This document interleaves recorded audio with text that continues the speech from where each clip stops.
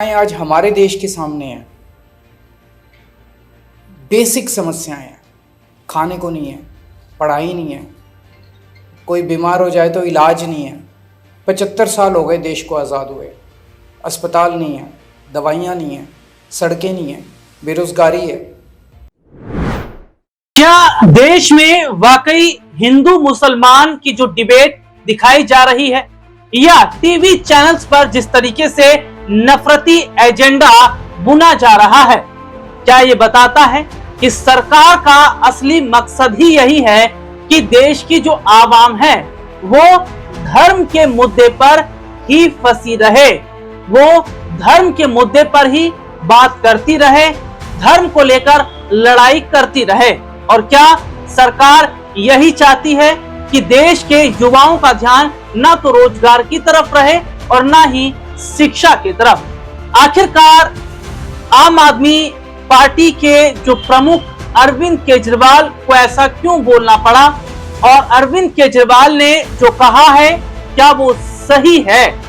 सुनिएगा।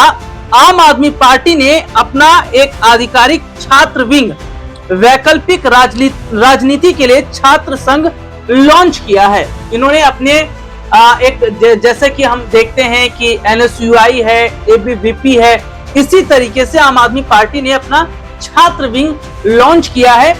और सबसे बड़ी बात है कि इस दौरान अरविंद केजरीवाल ने जमकर भारतीय जनता पार्टी पर निशाना साधा। और इसके साथ ही देखिए उन्होंने क्या कहा।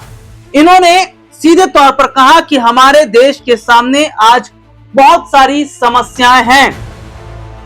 खाने को खाना नहीं है, पढ़ाई नहीं है, स्वास्थ्य नहीं है, जनता परेशान है। और इन सब की जो असली वजह है, एक तो हमारा मीडिया है, जो हमारा मेन स्ट्रीम मीडिया है, और दूसरी तरफ इसमें अगर देखे जाए तो मेन स्ट्रीम पॉलिटिक्स। ये दो चीज है। और इसमें भी मीडिया का जो रोल है वो इसलिए और ज्यादा हो जाता है क्योंकि अगर हम जितने भी न्यूज चैनल्स को उठाकर देखें, उन तमाम न्यूज चैनल्स पर आप एक चीज जरूर देखेंगे, हिंदू मुसलमान। आप यही देखेंगे, हिंदू मुसलमान की लड़ाई, हिंदू मुसलमान के बीच खाई, और ये तमाम धर्म को लेकर चीजें। कभी भी मेन स्ट्रीम मीडिया ने ना तो महंगाई की बात की, ना ही सरकार से रोजगार को लेकर सवाल पूछे गए, और ना ही ये पूछा गया कि आखिरकार हमारे देश की अर्थव्यवस्था और कैसे मजबूत होगी, और हमारे देश में आखिरकार बेरोजगारी क्यों बढ़ रही है, आर्थिक स्थितियां लगातार क्यों खराब हो रही है। लेकिन सवाल क्या पूछा जाता है कि प्रधानमंत्री नरेंद्र मोदी इतने स्वस्थ कैसे रहते हैं, प्रधानमंत्री नरेंद्र मोदी इतने फिट कैसे रहते हैं, ये तमाम सवाल किए जाते हैं। और मैं अपने दर्शकों को जरा बता देता हूं कि जिस तरीके के हालात हैं उसको देखकर आज से कुछ समय पहले एक स्टेटमेंट अरविंद केजरीवाल ने दिया था, जिसमें उन्होंने कहा कि हमारे देश के प्रधानमंत्री का पढ़ा लिखा होना जरूरी है। हमारे देश के प्रधानमंत्री अगर पढ़े लिखे होंगे तो देश भी तरक्की करेगा। क्या कहा था उन्होंने, जरा ये आप सुनिए। आम आदमी पार्टी के संयोजक अरविंद केजरीवाल ने बीते कुछ समय पहले एक ऐसा बयान दिया था जो एक बार फिर चर्चाओं में आ गया है। दरअसल एक मंच से अरविंद केजरीवाल ने कहा था कि हमारे देश को पढ़े लिखे प्रधानमंत्री की जरूरत है। इस दौरान उन्होंने सीधे तौर पर प्रधानमंत्री नरेंद्र मोदी पर निशाना साधा था। दरअसल हाल ही में अरविंद केजरीवाल ने खुले मंच से कहा कि हमारे देश में जिस तरीके से अर्थव्यवस्था कमजोर हो रही है, शिक्षा का लेवल कमजोर हो रहा है, बेरोजगारी लगातार बढ़ रही है, उस मुद्दे पर सरकार चुप है और सरकार केवल जातिवाद और धर्म के मुद्दे को हवा देने का काम कर रही है। यानी कि कुल मिलाकर देखा जाए तो सरकार ये चाहती है कि देश का युवा ना तो रोजगार पर बात करे, ना शिक्षा और ना ही स्वास्थ्य पर। लेकिन क्या वाकई ऐसा है, और क्या वाकई ऐसा भी है कि सरकार चाहती है कि देश में धर्म के मुद्दे ही सबसे ज्यादा हावी रहें ताकि सरकार अपनी रोटियां सेक सके? तो ये रिपोर्ट आपने देखी जिसमें विस्तार से हमने अपने दर्शकों को दिखाया। अब एक और रिपोर्ट मैं अपने दर्शकों को दिखाता हूं कि जब वो स्पीच दे रहे थे, जब वो देश के मुद्दों पर बात कर रहे थे, तो उस दौरान उन्होंने किस तरीके से ये बताने की कोशिश की या ये बताया भी कि भारतीय जनता पार्टी का असली मकसद क्या है और भारतीय जनता पार्टी किस तरीके से जनता को आज बरगलाने का काम कर रही है। ये रिपोर्ट आप देखिए। हमारे देश के सामने बहुत सारी समस्याएं हैं। किसी भी देश के सामने किसी भी वक्त समस्याएं तो होती हैं, लेकिन जिस किस्म की समस्याएं आज हमारे देश के सामने हैं, बेसिक समस्याएं, खाने को नहीं है, पढ़ाई नहीं है, कोई बीमार हो जाए तो इलाज नहीं है। 75 साल हो गए देश को आज़ाद हुए, अस्पताल नहीं है, दवाइयाँ नहीं है, सड़कें नहीं है, बेरोजगारी है। खुश कौन है? कोई नहीं है। स्टूडेंट्स दुखी हैं, महिलाएं दुखी हैं, व्यापारी दुखी हैं, इंडस्ट्री का बुरा हाल है, चारों तरफ बुरा हाल है। और क्यों? उन सारे समस्याओं की जड़ एक ही है, और वो है आज की राजनीति, जिसे हम मेन स्ट्रीम पॉलिटिक्स कहते हैं। ये कांग्रेस, बीजेपी और दूसरी पार्टियों की जो राजनीति है, जो 75 साल से चली आ रही है, जो एक ही ढर्रे पे चली आ रही है, जिसे हम मेन स्ट्रीम पॉलिटिक्स कहते हैं। ये मेन स्ट्रीम पॉलिटिक्स जो 75 साल से चली आ रही है, ये आज हमारे देश की सभी समस्याओं की जड़ है। अभी किसी वक्ता ने बिल्कुल सही कहा कि हमारी जिंदगी के हर मुद्दे को राजनीति टच करती है। कई बच्चों से बात करो, या मिडिल क्लास के लोगों से बात करो, वो कहेंगे I have nothing to do with politics, you bloody well you should have something to do with politics. ये जो बिजली आ रही है, ये भी राजनीति की वजह से आती है। जब आम आदमी पार्टी की 10 साल दिल्ली में सरकार थी, तो दिल्ली में 24 घंटे बिजली आती थी। आज दिल्ली में पावर कट लगने लगे हैं। तो आपके घर में बिजली आएगी कि नहीं आएगी, इसमें भी राजनीति है। आपको सस्ती बिजली मिलेगी कि महंगी बिजली मिलेगी, इसमें भी राजनीति है। आपको नौकरी मिलेगी, सरकारी नौकरी मिलेगी कि नहीं मिलेगी, इसमें भी राजनीति है। आपको प्राइवेट नौकरी मिलेगी कि नहीं मिलेगी, इसमें हर छोटी से छोटी और बड़ी से बड़ी चीज में राजनीति है। You can not stay away from politics.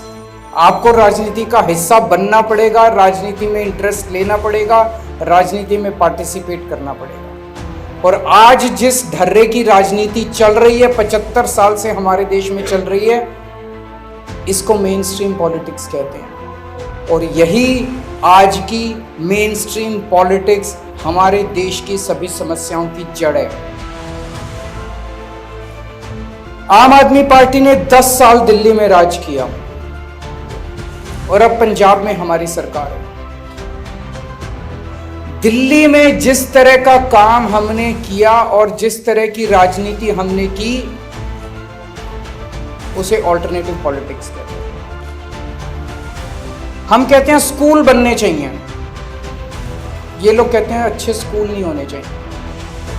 हम कहते हैं लोगों को अच्छा इलाज मिलना चाहिए। हमने शानदार स्कूल बनाए 10 साल में दिल्ली के अंदर, सरकारी स्कूल अच्छे कर दिए। 10 साल तक प्राइवेट स्कूलों को फीस नहीं बढ़ाने दी, सरकारी स्कूल इतने शानदार कर दिए। इनकी सरकार आई 3 महीने नहीं हुए अभी बीजेपी की सरकार आए हुए, इन्होंने सरकारी स्कूलों का वापस बेड़ा गर्क। मैं सोशल मीडिया पे देख रहा था, बच्चे लिख रहे हैं, के पेरेंट्स लिख रहे हैं, एसओएससी के स्कूलों को बर्बाद करने, जो स्पेशलाइज्ड एक्सीलेंस के जो सबसे शानदार स्कूल होते थे, उनको बर्बाद करना चालू कर दिया।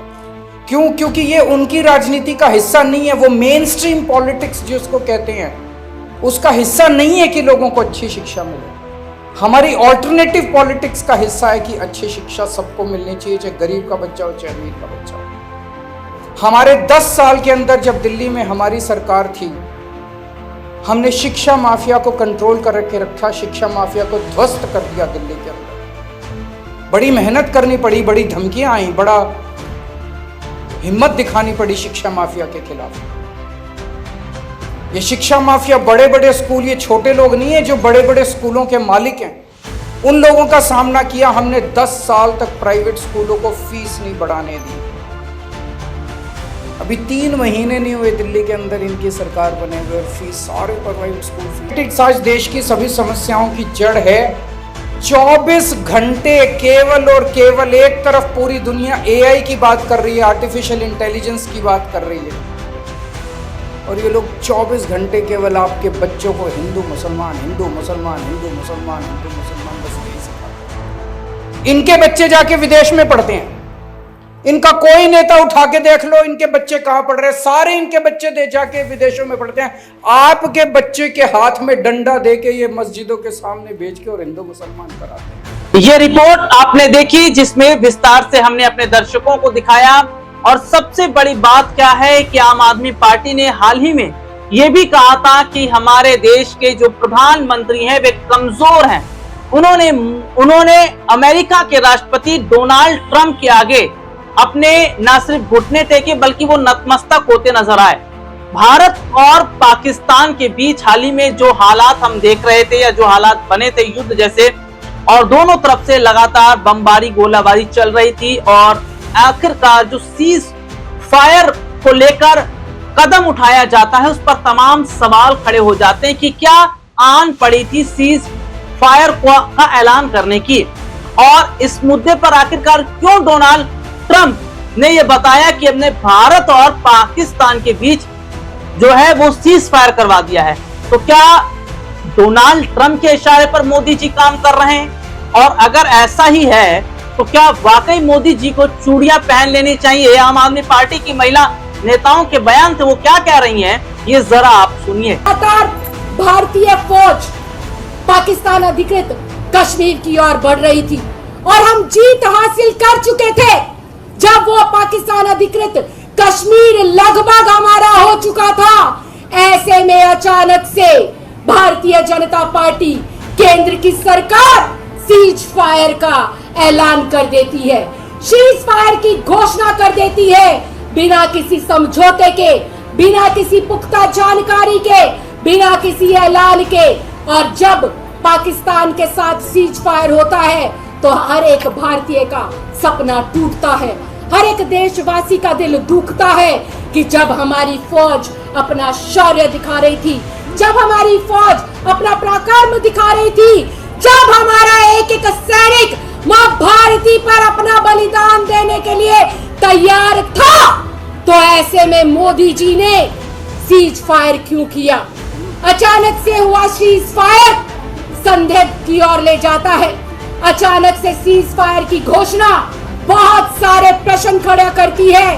सीज फायर के लिए कहा जाता है कि पाकिस्तान की ओर से गुहार लगाई गई है कि आप लोग बहुत हमला कर रहे हैं, पाकिस्तान का बहुत नुकसान हो रहा है, सीज फायर किया जाए।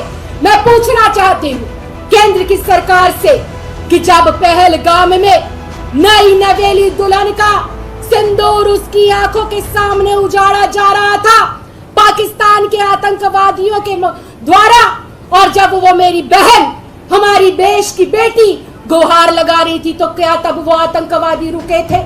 क्या उन आतंकवादियों ने हमारी बहन के सिंदूर को छोड़ा? नहीं छोड़ा, बल्कि एक नहीं दर्जनों बहनों के सिंदूर को उजाड़ा गया।